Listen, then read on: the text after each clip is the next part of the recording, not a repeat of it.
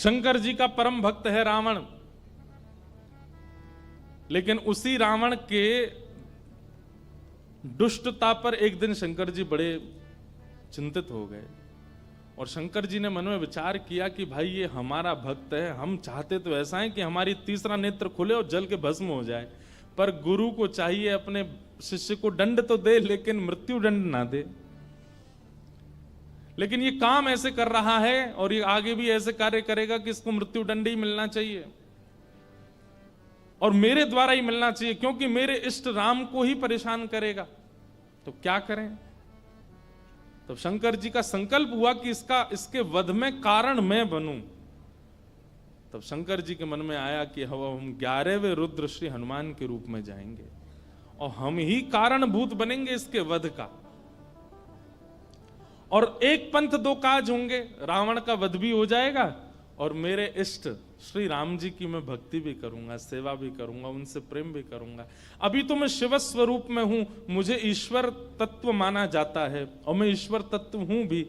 इस कारण से कई बार ऐसा होता है बंधुओं कि अगर शिव जी को राम जी का भक्त बता दो, शैव बड़े नाराज हो जाते हैं, हमारे शंकर जी बड़े हैं, आप उनको राम भक्त क्यों कह रहे हो। कई बार शंकर जी को कृष्ण भक्त बता दो तो शैव लोगों को बड़ी क्रोध आता है, बोले हमारे महादेव कोई कृष्ण के भक्त हैं। लेकिन वास्तवता यही है भैया, आप मानो चाहे मत मानो। आप मंदिर में जाकर के ओम नमः शिवाय कहते हैं महादेव के आगे, उनको प्रसन्नता होती होगी, लेकिन आप मंदिर में जाकर के राम राम राम राम कहते हैं तो महादेव अत्यंत प्रसन्न हो जाते हैं।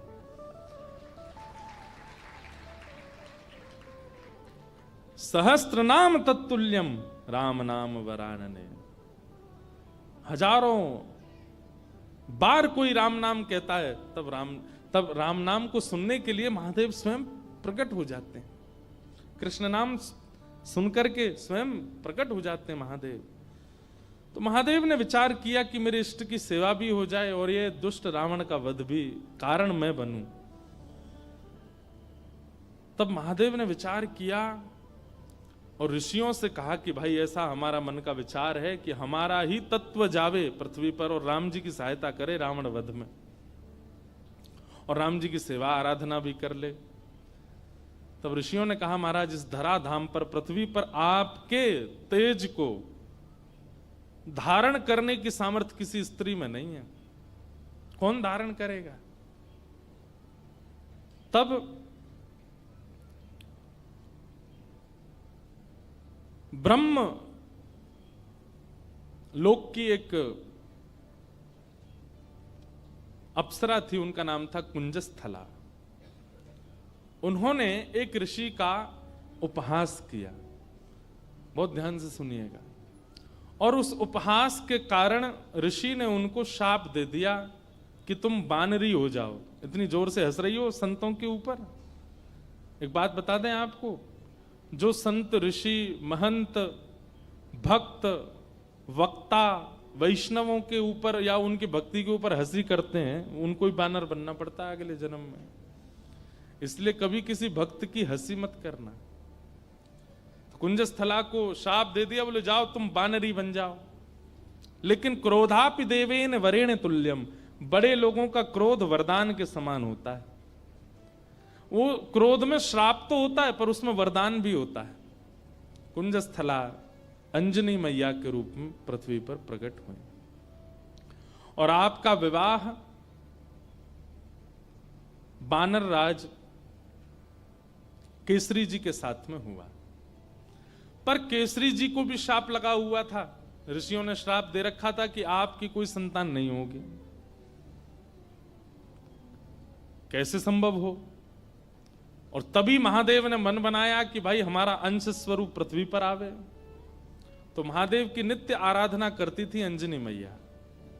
ऋषियों ने अंजनी मैया को चुना, बोले यही हैं जो महादेव के तेज को, महादेव के बल को, महादेव के जो आत्म तत्व है उसको भीतर स्वीकार कर सके। इनका तप अद्भुत है। और क्यों ना हो, विवाह के उपरांत भी ब्रह्मचारिणी थी अंजनी मैया। बहुत ध्यान से सुनिएगा। एक दिन पर्वत पर बैठ करके अंजनी मैया महादेव की उपासना कर रही थी, तभी उनको स्पर्श का अनुभव हुआ। तुरंत अंजनी मैया ने नेत्र खोल करके कहा, मैं शाप दे दूंगी, कौन है, मेरा स्पर्श करने की हिम्मत किसने की। तभी पवन देव प्रकट हो गए और पवन देव ने कहा कि मां मुझे क्षमा करें, पर मेरा स्पर्श का अधिकार सबको है, मैं सबको स्पर्श कर सकता हूं, मेरा स्पर्श अपवित्र नहीं होता। इस पृथ्वी पर चींटी से लेकर के हाथी तक कोई भी नहीं है जो मेरे स्पर्श से वंचित रहता हो, इसलिए आप बिल्कुल मुझे शापित मत कीजिए, मेरा स्पर्श करने का अधिकार तो सबको है। अंजनी मैया बोली, तो फिर मेरा विशेष स्पर्श क्यों किया आपने। तब उन्होंने पूरी बात बताई। बोले कि मां, महादेव की इच्छा है कि उनका तत्व प्रकट हो। मोहिनी रूप को देख करके महादेव इतने प्रसन्न हो गए कि प्रेमाश्रु के साथ उनका समस्त बल पृथ्वी पर झरने लगा, जिसके रूप में पृथ्वी पर विविध रत्न प्रकट हो गए, हीरे, सोने, चांदी, ये सब महादेव के प्रेमाश्रु से प्रकट हुए हैं। और उन्हीं प्रेमाश्रुओं को कई ऋषियों ने अपने अपने प्रेम पुटों में धारण किया। उन्हीं में से एक बिंदु मुझे प्राप्त हुआ और मुझे ऋषियों की आज्ञा हुई कि मैं आपके अंदर उसको व्यवस्थित कर दूं, ताकि महादेव का जो 11वां रुद्र स्वरूप है वो आपसे प्रकट हो। इसलिए मैंने आपके स्पर्श करके आपके करणपुट से महादेव का वह योग बल आपके भीतर व्यवस्थित किया है। अब आप जल्दी ही एक दिव्य भक्त, दिव्य बलवंत और दिव्य श्रेष्ठ बालक को जन्म देंगे। कितने पिताजी हनुमान जी के? पवन पुत्र, शंकर सुवन और केसरी नंदन। पवन देव के वे पुत्र हैं। हनुमान जी के शंकर, अब यहां पर ऋषियों का, संतों का शंकर स्वयं केसरी नंदन, शंकर स्वयं ही आए हैं और शंकर सुवन यानी कि उनके पुत्र हैं। किसी का भाव ऐसा भी है कि भाई स्वयं शंकर जी के पुत्र कैसे हो सकते हैं, स्वयं शंकर जी आए तो इसलिए शंकर स्वयं केसरी नंदन। अब जो भी बात हो, इसका विवाद तो बड़े लोग ही करते रहे, हम तो बालक हैं, हम तो जैसा मिले गाते रहेंगे, आनंद करें सब। 3 पिताजी हैं।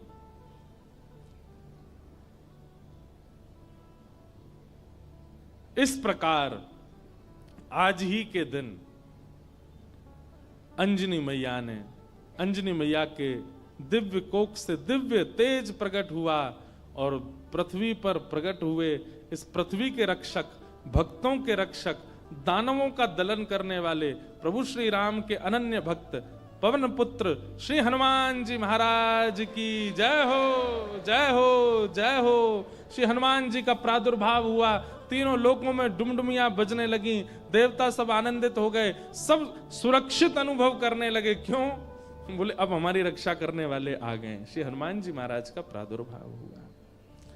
देवताओं ने आकर के सबने उनको बल प्रदान किया, किसी ने बल प्रदान किया, किसी ने गदा प्रदान की, किसी ने बुद्धि प्रदान की, किसी ने मेधावी। इस प्रकार से सब देवताओं ने आकर के हनुमान जी महाराज को दिव्य दिव्य तेज प्रदान किया। पर भैया एक बात सुनिएगा, हनुमान जी महाराज के पास एक भी वस्तु ऐसी नहीं है जिसकी कमी हो। वो भले ही बानर थे, पर बानर रूप में भी इतने सुंदर थे कि उनको देखने के लिए राम जी लालायित रहते थे कि कोई हनुमान जी को मेरे सामने बैठा दो। आज भी अनेक हनुमान मंदिरों में आप देखेंगे हनुमान जी के सामने ही राम जी बैठे होंगे। प्रियतम को सामने बैठाया जाता है, भले ही भक्त हैं हनुमान जी, लेकिन राम जी को उनका दर्शन इतना अच्छा लगता है, पूरा विश्व राम जी को देखता है, पर राम जी हनुमान जी को देखते हैं। और इस सुंदरता का कारण क्या है कि हनुमान जी में इतनी योग्यताएं हैं, पर सारी योग्यताएं भक्ति से ढकी हुई हैं। हम लोग कैसे हैं? हमारी सारी योग्यताएं प्रकट रहती हैं। कोई व्यक्ति अगर बहुत बुद्धिमान होता है ना, उसके रूप से ही पता चल जाता है कि बहुत बुद्धिमान है। ये देखो हनुमान जी डोल रहे हैं, भाई आ जाओ, आहा, आ जाओ मंच पे आ जाओ। ये देखो पूंछ से लपेट दो एक आध पंडित जी को, अनंत बलवंत श्री हनुमान जी महाराज की। यहाँ बैठ जाओ आगे, ये स्पीकर के आगे बैठ जाओ। हाँ बैठ जाओ। हनुमान जी बेचारे दांत नहीं है इनके, बैठ जाओ। खड़े रहोगे थक जाओगे। हे हनुमान जी बैठ जाओ, पूंछ संभाल के। गदा नीचे धर दो, गदा नीचे रख दो, थक जाओगे। बस ऐसी कथा सुनते रहो। बोलो हनुमान जी महाराज की जय। तो हनुमान चालीसा करके ही जाना सब लोग, उससे पहले मत चले जाना। हम लास्ट में ही करेंगे कि आप चले नहीं जाओ। आपसे पहले तो हमको जाना है। पर तो क्या बता रहा था मैं? हाँ, हनुमान जी में सारे गुण हैं। अष्ट सिद्ध नवनिधि के दाता, असवर दीन जानकी माता। अष्ट सिद्ध नवनिधि के दाता। अष्ट सिद्धियां हैं, नवनिधियां हैं। महाराज हम पे तो एक सिद्धि आ जाए, सिद्धि नहीं भी आवे तो हम लोग फूले नहीं समाते। उन पे तो 8 सिद्धियां हैं, 9 निधियां। पर फिर भी हनुमान जी महाराज इतने दीन कैसे? भक्ति। किसी का ज्ञान प्रधान होता है, किसी का स्वरूप प्रधान होता है, किसी की योग्यताएं प्रधान होती है, पर हनुमान जी महाराज ने सबको गौड़ करके अपने भक्ति को प्रधान रखा है। अच्छा एक बात बताएं, हनुमान जी का एक गुण है, बहुत ध्यान से सुनिएगा। हम सब में कोई योग्यता आ जाती है, जैसे किसी को गाना आ जाए, किसी को बजाना आ जाए, किसी को नाचना आ जाए, तो अपने उस गुण के स्वामी हम खुद बन जाते हैं। जो भी गुण है हमारे अंदर, उस गुण के स्वामी कौन है? हम खुद बन जाते हैं। पर हनुमान जी ने अपने सारे गुणों का स्वामी राम जी को बना दिया। मेरे अंदर बल भी है तो राम जी की कृपा, मेरे अंदर बुद्धि भी है तो राम जी की कृपा, मेरे अंदर योग्यताएं भी हैं तो राम जी की कृपा। मैं सब जानता हूं पर अपने मन से कुछ नहीं करूंगा। राम जी कहेंगे तो ही करने जाऊंगा, तो ही करूंगा। पर हम लोग कैसे हैं?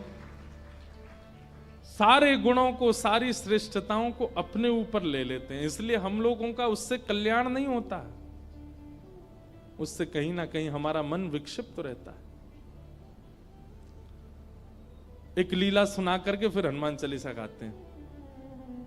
ठाकुर जी भी आ गए हैं। जैसे किसी की विदाई होती है तो कोई बहुत रोता है ना, तो उसको अंदर कमरे में ले जाके समझाते हैं। ऐसे विचार के समझा बुझा के लाए, बोले फिर आएंगे कोल्हापुर में, फिर भक्त चरित्र होगा, आप चल दो, ऐसे मत करो।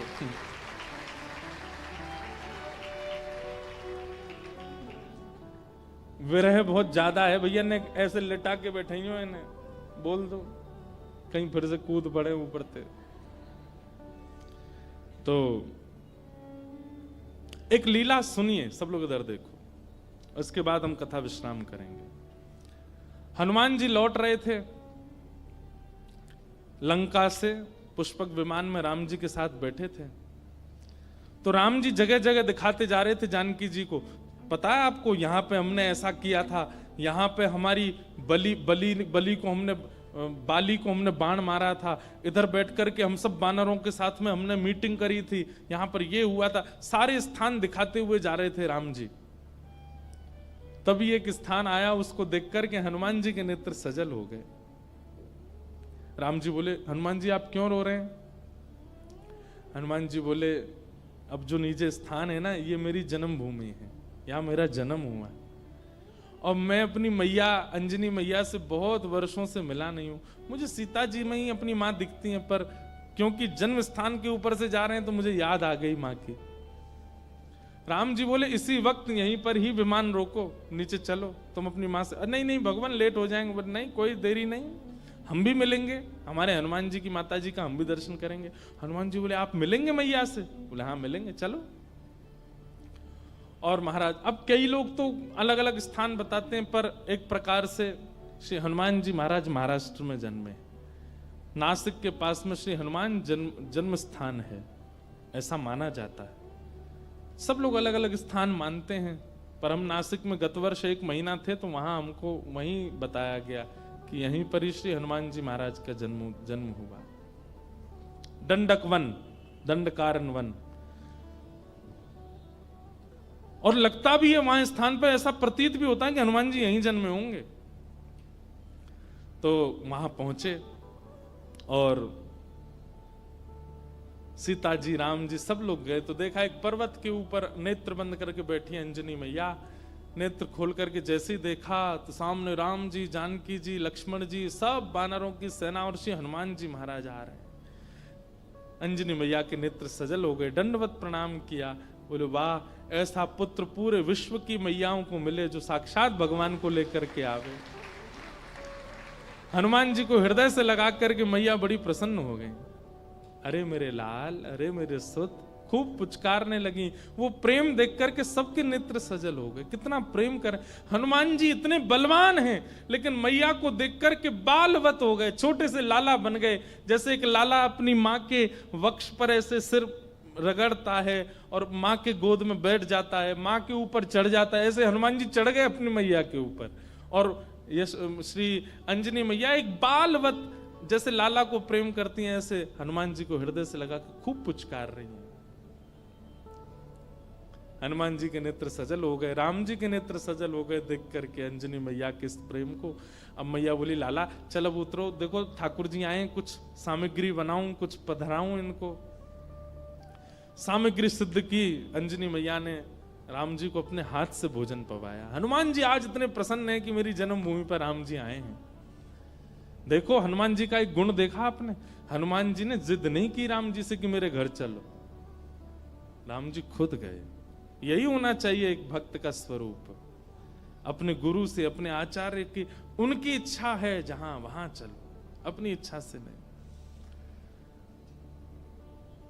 अंजनी मैया ने प्रसाद आदि के बाद पूछा कैसा रहा आपकी लंका में जो युद्ध, उसकी चर्चा तो बहुत सुनी, पर आप लोग खुद अपने मुख से बताइए कि वहां कैसा क्या रहा। हनुमान जी महाराज बोले मैं बताऊंगा, पूरे लंका कांड तो मैं ही सुनाऊंगा। सुंदर कांड से सुनाना शुरू किया हनुमान जी ने। बोले ऐसे ऐसे भगवान ने कहा पता करके आओ, और मैया मैं उड़ करके गया और जाकर के मैंने वहां पर फिर लंका जला दी, सीता जी से मिल के आए, फिर हम वापस आए, राम जी से आकर के हमने निवेदन किया, पूरी बानर सेना लेके फिर हमने सेतु बनाया, सेतु बना करके वहां गए, वहां पर लक्ष्मण भैया को शक्ति लग गई तो फिर मैं हिमालय पर जाके पर्वत लेके आया, अंजनी संजीवनी बूटी दी गई, आदि आदि पूरी कथा सुनाने लगे। सब तो प्रसन्न, लेकिन अंजनी मैया बिल्कुल प्रसन्न नहीं थी। सीता जी ने कहा मां, श्री हनुमान जी के इस ऐश्वर्य को सुनकर के आपको प्रसन्नता नहीं हुई? अंजनी मैया बोली मुझे बिल्कुल प्रसन्नता नहीं है, बल्कि मुझे तो संशय हो रहा है हनुमान के ऊपर। बोले क्यों? बोले हनुमान के होते हुए भी राम जी को इतना परिश्रम क्यों करना पड़ा? ये मेरा पुत्र हनुमान है, इसकी परवरिश ऐसी हुई है, इसका लालन पालन ऐसा हुआ है कि ये अकेला चाहे तो अपने एक बाम पाद प्रहार से पूरी लंका को रसातल में भेज सकता था।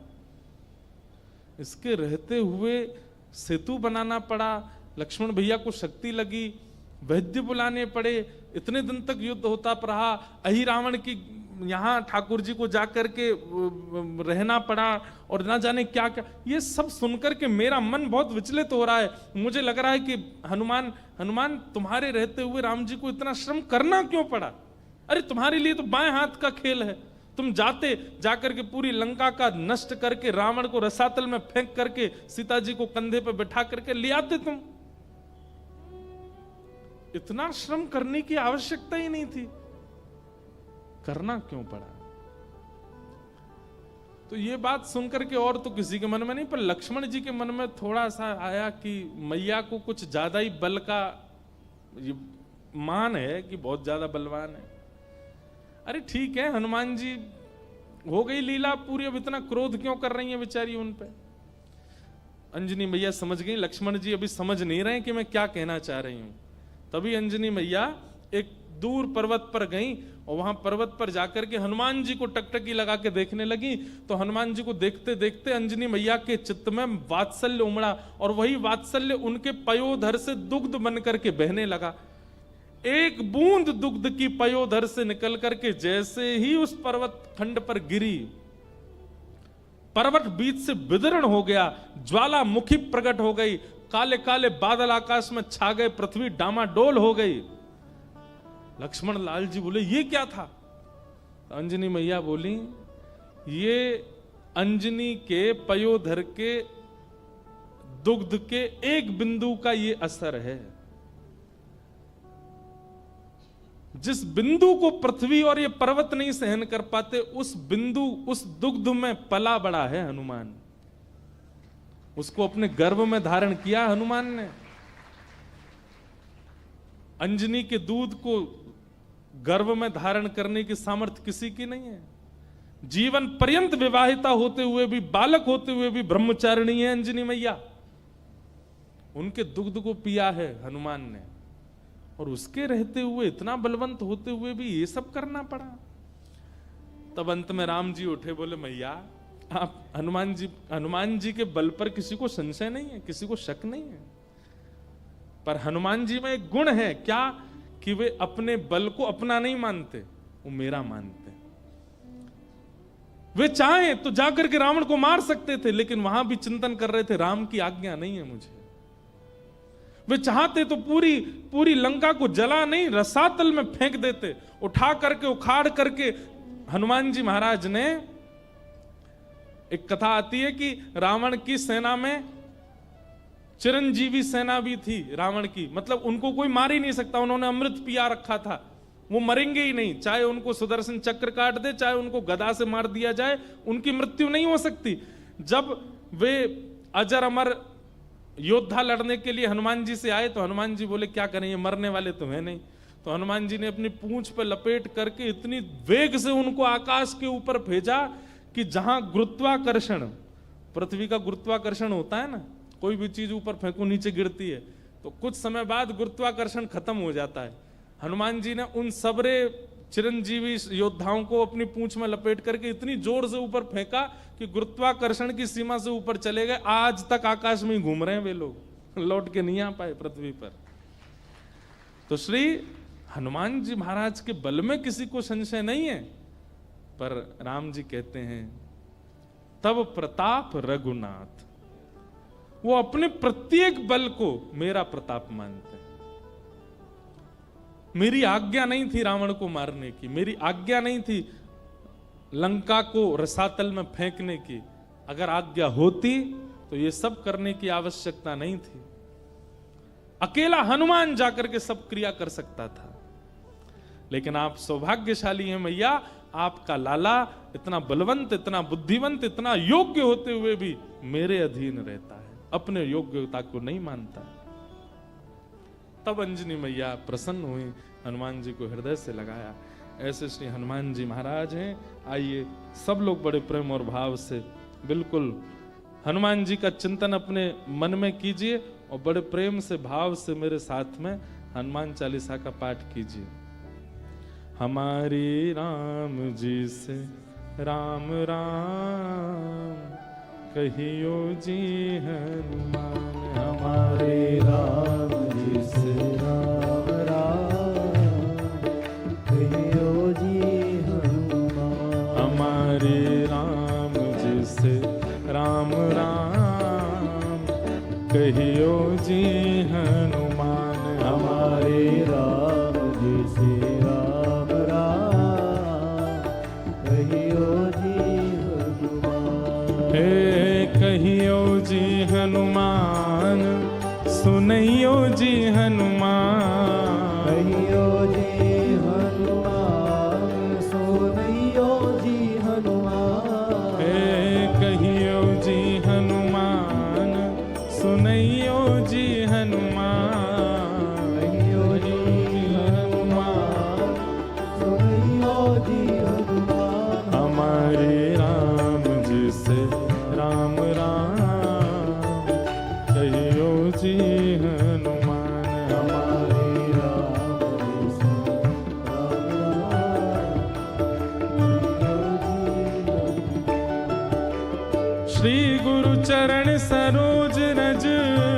निज मन मुकुर सुधार, वर्णौ रघुवर विमल यश, जो दायक फल चार। बुद्धिहीन तनु जान के, सुमिरौ पवन कुमार। बल बुद्धि विद्या देहु मोहे, हरहु कलेश विकार। जय हनुमान ज्ञान गुण सागर, जय कपीस तिहु लोक उजागर। राम दूत बल धामा, अंजन पुत्र पवन सुत नामा। महावीर विक्रम बजरंगी, कुमति निवार सुमति के संगी। कंचन वरण विराज सुबेसा, कानन कुंडल कुंचित केसा। हाथ वज्र और ध्वजा विराजे, कांधे मूंज जनेऊ साज।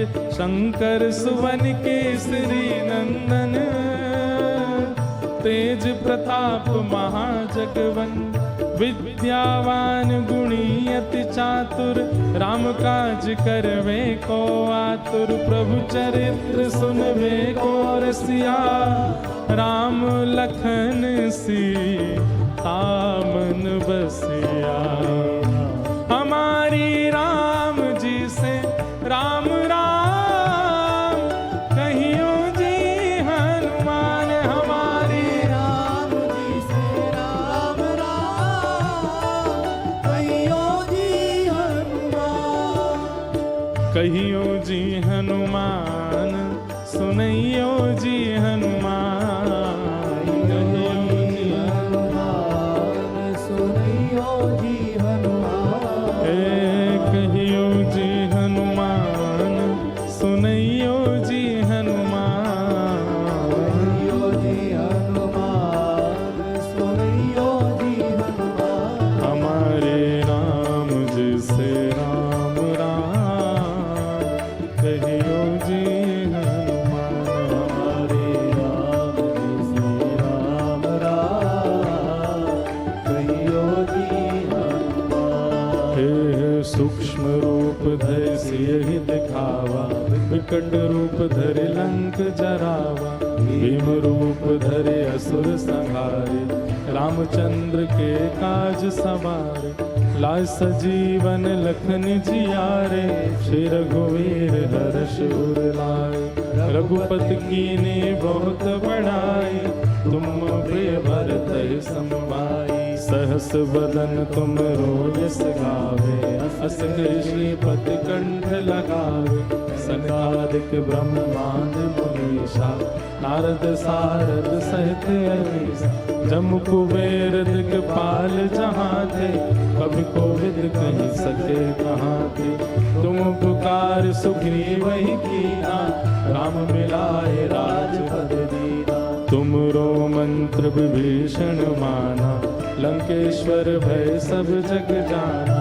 युग सहस्त्र जो जन पर भानु, लियो ताहि मधुर फल जान। प्रभु मुद्रिका मेल मुख माही, जरि रांग गए अचरज नाहि। दुर्गम काज जगत के जेते, सुगम अनुग्रह तुमरे देते। राम दुआरे तुम रखवारे, होत न आज्ञा बिन पहुँचारे। सब सुख लहे तुम्हारी शरणा, तुम रक्षक काहू को डरना। आपन तेज समारो आपे, तीनों लोक हाथ पे कांपे। भूत पिशाच निकट नहीं आवे, महावीर जब नाम सुनावे। नासे रोग हरे सब पीरा, जपत निरंतर हनुमत बीरा। संकट ते हनुमान छुड़ावे, क्रम वचन ध्यान जो लावे। सब पर राम तपस्वी राजा, तिनके काज सकल तुम साजा। और मनोरथ जो कोई लावे, सोई अमित जीवन फल पावे। चारों युग पर ताप तुम्हारा, है प्रसिद्ध जगत उजियारा। साधु संत के तुम रखवारे, असुर निकंदन राम दुलारे। अष्ट सिद्ध नव निधि के दाता, असवर दीन जान